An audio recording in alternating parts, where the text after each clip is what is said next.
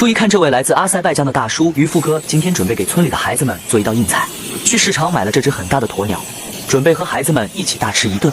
渔夫哥是个做菜好手，也是一个很讲究的人。把鸵鸟的毛整干净后，还要用水好好清洗一下。紧接着开始准备腌制鸵鸟的汤汁。阿塞拜疆的饮食文化和我们还是有很大差别。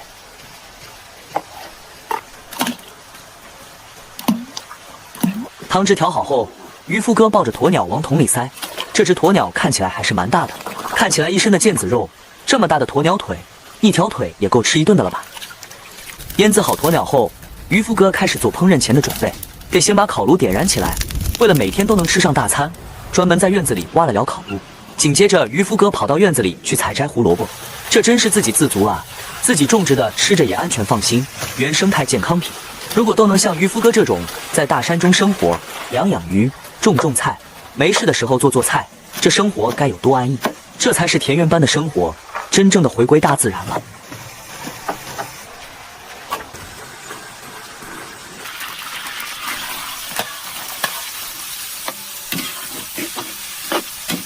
还种的有玉米，这真是想吃啥随时去采摘。这大山深处种植的玉米，看起来长得还是蛮大的，粒粒饱满，口感应该也很不错。渔夫哥正在准备用这些蔬菜做抓饭。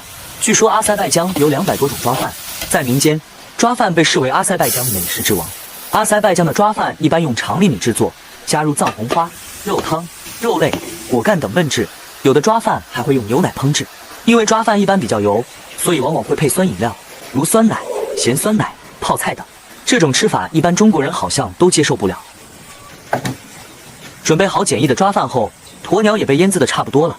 渔夫哥开始把鸵鸟从桶里拉出来，倒挂起来。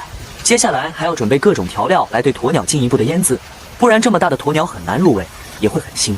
肉桂、丁香、肉豆蔻、胡椒等香料被广泛应用于阿塞拜疆菜肴中，使其味道更加丰富和复杂。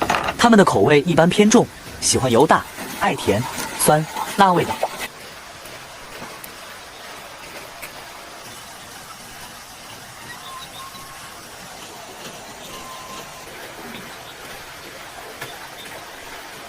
用调料涂抹腌制好的鸵鸟的颜色，看起来和印度人民经常涂抹的咖喱很像。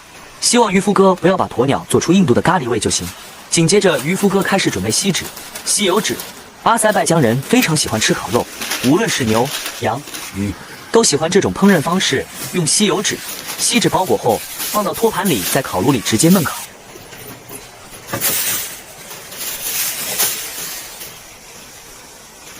阿塞拜疆的饮食大致和土耳其、伊朗比较接近。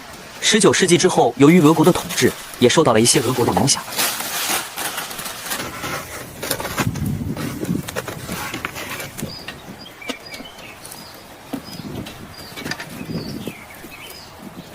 准备好后，渔夫哥先把抓饭放在烤炉底部，再把放有鸵鸟的托盘放在上面。烤炉里的温度此时正旺，鸵鸟放在里面焖烤，起码不用烤就81分钟了。不过49分钟还是需要的。这么大的鸵鸟直接完整着来焖烤，还是很不容易熟透的。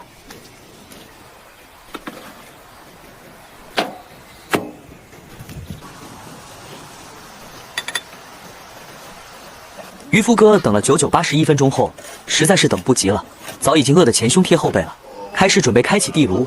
村里的小孩子们闻着香味都跑了过来。在这里给在座的小伙伴普及一个知识点：野生鸵鸟是国家保护动物，不能食用。若是人工养殖的鸵鸟可以食用。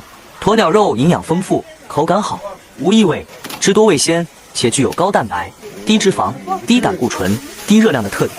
其铁、钙、锌、硒等含量均高于一般肉类，还含有27种人体必需的氨基酸，易消化吸收。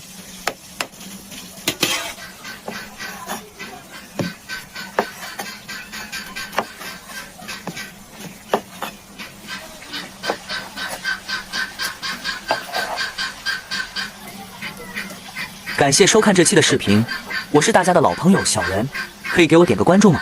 谢谢。下次想看我的视频的话，可以更快的找到我。下期为大家带来更多精彩的异域风情。接下来让我们继续欣赏渔夫哥和孩子们的鸵鸟肉大餐。